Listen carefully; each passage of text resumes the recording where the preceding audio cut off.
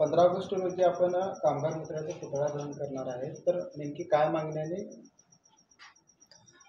इमारत व इतर बांधकाम कामगार कल्याणकारी मंडळाअंतर्गत जे 26 योजनेचा लाभ दिला जातो त्यात कोट्यावधी रकमेचा भ्रष्टाचार झालेला आहे, त्याची चौकशी व्हावी आणि अधिकारी कर्मचारी वर्ग सहाय्यक कामगार आयुक्त सोलापूर कार्यालयात वेळेवर येत नाहीत, 4 वाजता निघून जातात, 12 नंतर येतात, कामगारांचे कामं करत नाहीत. 3 वर्षापासून कामगारांचे त्या ठिकाणी लाभाचे प्रकरणं प्रलंबित आहेत. त्यावर निर्णय लवकरात लवकर घ्यावं आणि या संदर्भात 2 वर्षात 18 निवेदन सादर केलेलं आहे आणि 18 निवेदनाची सरकारने कलेक्टरने नोंद घेतलेली नाही, दखल घेतलेली नाही. आज देखील आम्ही कलेक्टरना निवेदन सादर केलेलं आहे. म्हणून हे सरकार कामगार विरोधी आहे, अडाणी अंबानीची सरकार आहे.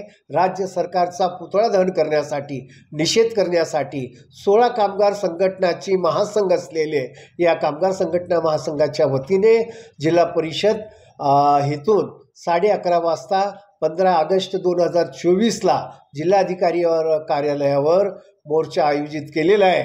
या मोर्चात कामगार मंत्री सुरेश खाडे यांचं पुतळा आम्ही तयार केलेला आहे आणि पुतळा त्या ठिकाणी कलेक्टरच्या कार्यालयात हे आम्ही जाळणार आहोत आणि सरकारचा निषेध करणार.